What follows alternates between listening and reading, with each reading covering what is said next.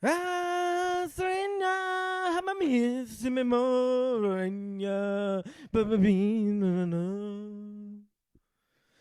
camera, action. This week we are talking about 90s movies on Flying the Kupp. Josh Cooperstein is one of your hosts, and I am Michael Bennett. I am your other host. Now, if you're a movie aficionado and buffs like we are, Buff? Does that say buff? where else can they find us, Josh? They can find us over at Spotify. We are on YouTube. We're at Flying the Kupp on Instagram and Facebook. And for all news, notes, and all the videos and everything all about our podcast, go over to flyingthekupp.com. Check us out there. If you're looking for us, it's that name you can't see. It's because it's spelled K-U-P-P. The 90s had some phenomenal movies. Now, we were growing up in the 90s, so we were younger. Still growing up, but yes. I was growing up in the general sense. We're all still growing. Now, we were a lot younger in the 90s, so my memories of them is a lot of cartoons. The one that stands out the most, The Lion King. Oh, yeah. Seeing The Lion King in the theater, spoiler alert for this entire podcast. Spoiler alert. You haven't seen it 30 years later, then you're SOL. They've even made a second one. They made remakes, live action. Literally giving you 2 chances and 30 years to see it. You got to see some of these movies. Now, The Lion King is the epitome of the classic 90s movie, if not kids movie for sure. That is one of the best. It was part of the Disney Revolution, one of the pinnacles of their animation style and suite.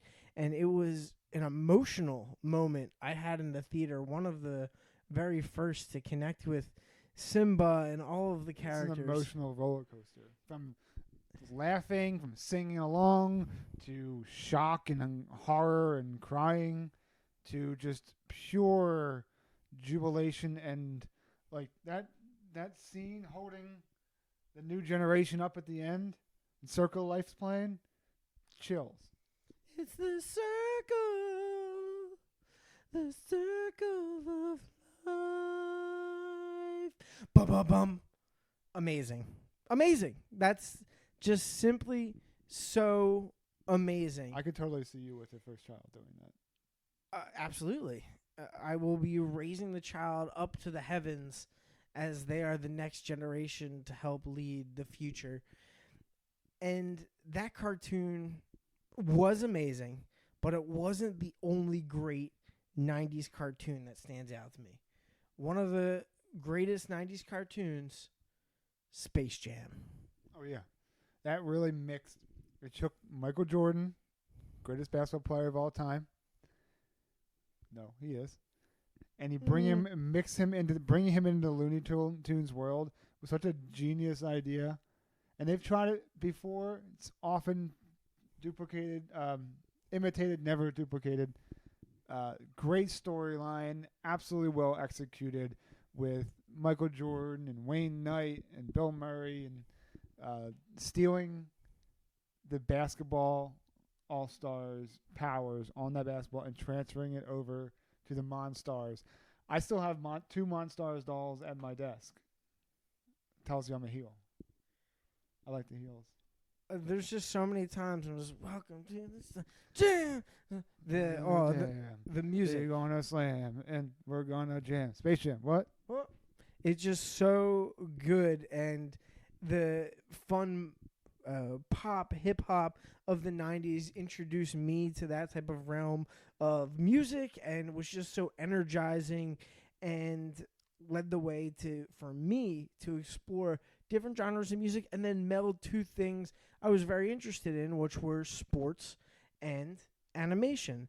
It was a great bridge for us 90s kids growing up to explore something else out there.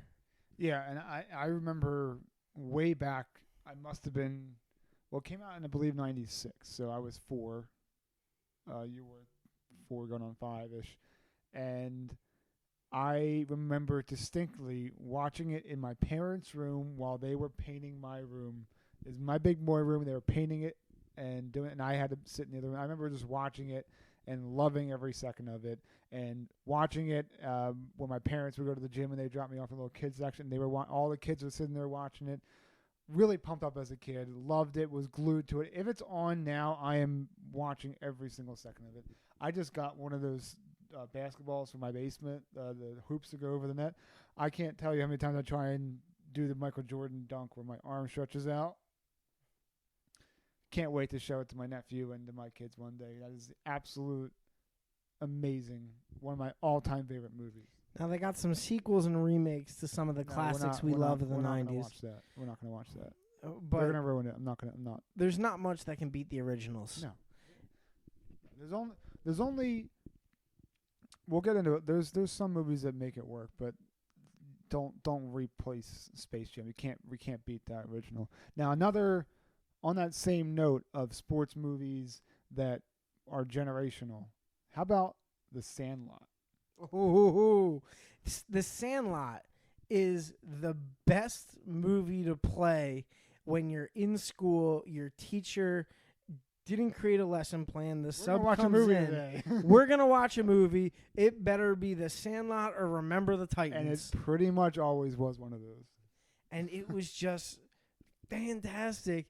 And growing up, seeing yourself in a lot of those kids, as we get introduced to sports and we think about the camaraderie that comes with sports and, doing some naughty things. And playing pickup games with your neighbors.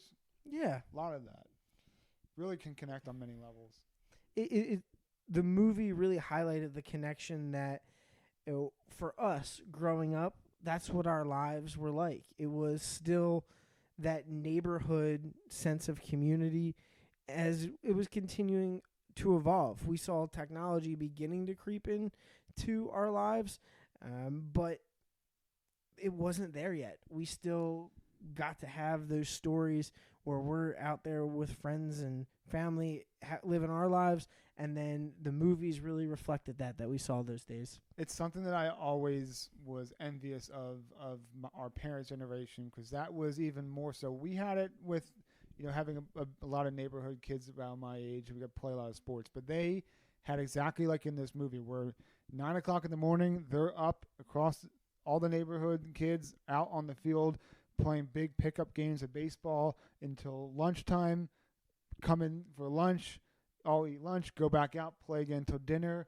and then come and eat dinner, and then go back out and play again. Do it every single day throughout the summer and their time off. And that's something that I was always envious of, because I would love to do that. And everything of The Sandlot really hit home for me, because it's something I would see myself very much enjoying. And then when you come home from those late, long days of playing baseball and everything else, we could come home, relax at night, pop in a VHS from our local Blockbuster, make some and enjoy some that. more. Oh, Blockbuster. Blockbuster, to me, was the epitome of watching movies as a kid, because there was no Netflix, there was no YouTube, there was no on demand. There wasn't even DVDs yet. Weren't even DVDs. It was a Friday or Saturday night. You go out to dinner, you have dinner, and your parents take you over to Blockbuster and say, pick out a movie or two, pick out some candy and some popcorn, and you look, and you're looking, and you're going to find a movie, and you kind of want to get it, but it's out of stock. And then you go over here, and you find this one you've never heard before. And the anticipation of whether a movie that you want to see is in stock and you can get it was something that is such a thrill, and something I missed terribly. And honestly, if they brought it back, I feel like I would be first in line to do it, because you just don't get the same thrill as you do on Netflix. I know it's easy, but the thought of going to Blockbuster on a Friday night, picking out a movie to rent, and some watermelon Sour Patch Kids or some Bunch of Crunch, some popcorn, you come home, you're all excited, you pop in the VHS, you sit down, you eat your snacks, and you watch, and you enjoy your night. That, to me, was such an unbelievable time in my life. And I understand that why the business evolved and it eventually worked its way out, and why it would never come back. But sometimes I really wish it would. When you popped in that VHS, that 8-inch by 4-inch inch and a half thick VHS. You were just hoping the person before you was kind and rewind I it. was about to say, because you had to be careful, boys and girls and everyone listening. If you're too young to remember these, or back then, you could get a video and someone didn't rewind it. You could hit play in the middle of a movie. Spoiler alert for your own self. So you had to make sure that and you didn't want, if you wanted to rewind at the beginning, you had to stop it and then rewind, so it would rewind even faster. You didn't want to play and rewind, because then you would see, when you would rewind, you would see everything happening. In reverse. So if you had to find, and if you didn't leave off exactly where you wanted to, and you had to go back and do that, that was brutal, because you either skipped too far or too early. So you always be safe and hit stop, rewind until that you would hear it rewinding really, really fast, and it would slow down and it would stop. And then it would play from there. Then you could maybe fast forward some of the previews, and but it's those things that made you wait for it and work for it. But it was so much more rewarding than the instant gratification today. I'm a preview guy. I used to sit through all those previews on the VHS. I was scared I was going to skip the good stuff right there in the beginning. But the Blockbuster, the Hollywood Video, there was a couple of those places out there. West Coast Video. They were really fun spots to go. And at the time was revolutionary, because I couldn't always see a movie. Sometimes I was too too young to see the movie in theater, but then it would come out on VHS. My parents would watch it first, then I could watch it once it gets approved, and then you get to experience that in-theater moment back at your house in the comfort of your home where you could pause, grab popcorn, pause it when you go to the bathroom so you don't miss anything. And any food you want. You get pizza, your snacks. It was an experience every time you went there and have it. Now, I disagree with Josh. I think nowadays are much more amazing. I don't like waiting, but it's having those Blockbuster moments, having those, memories of when I did have to wait that really make me appreciate the movies and what we have today. Even rewinding, I'm happy we have the skip button with DVDs. That's hard, because then you end up skipping too fast. Well, yeah, I don't skip it. I watch all of it. I watch all those ads. VHSs were almost indestructible, although if you dropped it, it would probably shatter. You just had to sometimes take a pencil and rewind it back. Oh yeah, carefully in case that tape falls off. I will say though, if the tape got stuck and then came out, you were in trouble. Yeah. So. But nothing could really beat the in-theater movie experience. Well, until the prices went up, yes. But back then they weren't up. Like you could go as an afternoon. Me and my mom used to go. We would go out to lunch, then we would go see a movie, kind of like a little date for my 8-year-old self and my mom.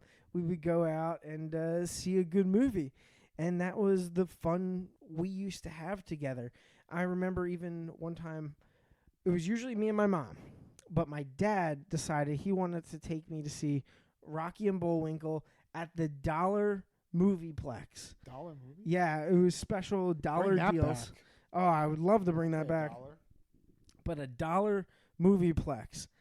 And I was used to sitting through all the previews and everything, and my dad shows up late to it. We drive there, get in. I'm crying because I'm missing previews. We get in, and Rocky and Bullwinkle are already on the screen, and I'm just bawling my eyes out because I missed the first 2 minutes of the movie. The whole plot twist. And I have never forgotten. I don't even remember the Rocky and Bullwinkle movie. It's just a dark cloud. I just remember I was late, and that was the last time my dad took me to the movies. I went with my mom. We share popcorn. We got the treats. We get the full movie experience together. So TV's more for my dad. Movies with my mom. What was your movie snack of choice back then? Always popcorn with extra butter, extra salt. I'm more traditional when it goes to that. So I'm a popcorn and soda person. I kind of skip the candy. Okay. Obviously you have to have popcorn. Obviously. Bunch of Crunch mixed in with the popcorn. Delicious. Granted, you like to have it separate, but there's something about mixing Bunch of Crunch and popcorn. And I'm sure on my way home, I'm probably going to grab some Bunch of Crunch. It is. And then probably throw it out because it's not healthy. but it is quite I'll give it delicious. to you. You can eat it. And that I will eat it. And it is that experience, and there's things we remember from being part of those 90s, and the movies were pretty great. We even look back now, and I just can appreciate some of the movies of the 90s. A lot of 90s movies are on my all-time favorite top 5 movies list. Some of the ones that come to mind are The Shawshank Redemption, Goodfellas, Forrest Gump, Fight Club, Don't talk about that. Good Will Hunting. They are some phenomenal movies that came out all through the 90s. I look back now and truly amazing movies that are on my top 5. Any of the movies you look back now and really stand out? Yeah, my all-time favorite movie to this day is Austin Powers. First and foremost. So I was probably about 5 when that came out, and I could not get enough. I can recite all 3 of those movies word for word. I have an ongoing joke to this day with my mom. Drives her absolutely nuts. My dad and I use Austin Powers lines constantly. Drive my mom and my sister absolutely nuts. I have an ongoing joke with another family member of mine who I will not mention, just to give for anonymity, so they don't catch on to my jokes. I will always, every conversation we have, I fit in an Austin Powers line into the conversation. They'd have no idea, and is always hysterical to me. But I've been Austin Powers, Dr. Evil. I've been Fat Bastard for Halloween. All of that. I absolutely love it. I was going to say that is the one movie where making a remake was very successful. And I cannot get. There's so many lines. Every time I watch it, it's funnier and funnier, and things that I missed or things I didn't realize. And absolutely number one. Other great movies from the 90s. Air Bud. Loved that as a kid. Always tried to teach my dogs to do that. Didn't really work out so well. Happy Gilmore. Billy Madison. Back when Adam Sandler was really funny. That was prime 90s comedy. Jerry Maguire is a sports fan. Tom Cruise crushed it. And a guilty pleasure of mine to this day, big family hit. Shout out to the fam. Good Burger. With Keenan and Kel, flashback to our 90s TV episode.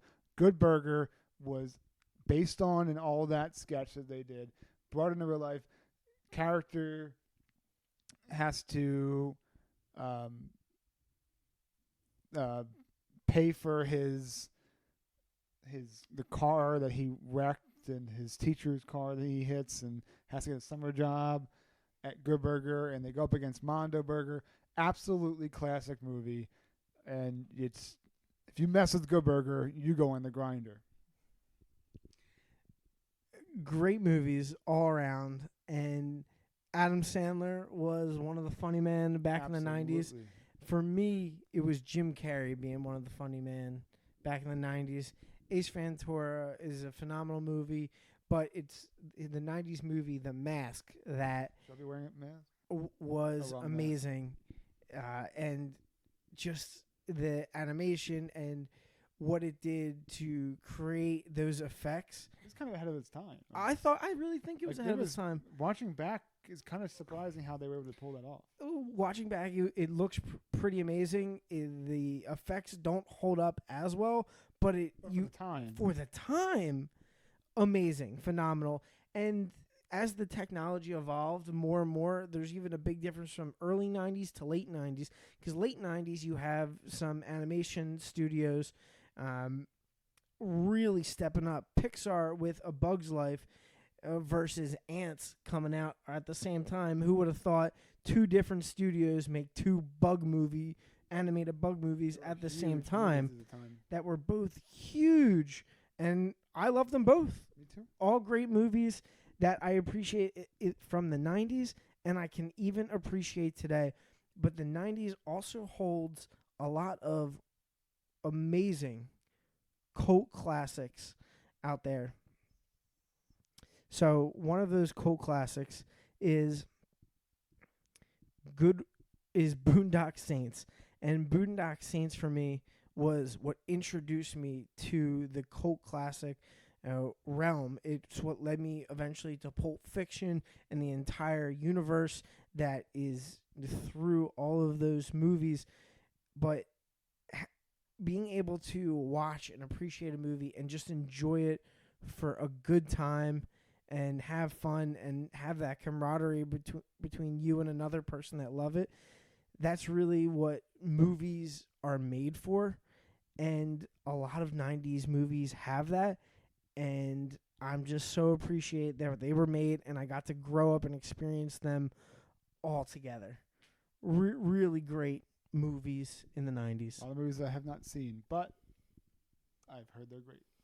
Well, we have a lot of things to watch, and we're happy you're watching us here and listening to us, and we hope you continue watching us as we are Flying the Kupp. That was fun.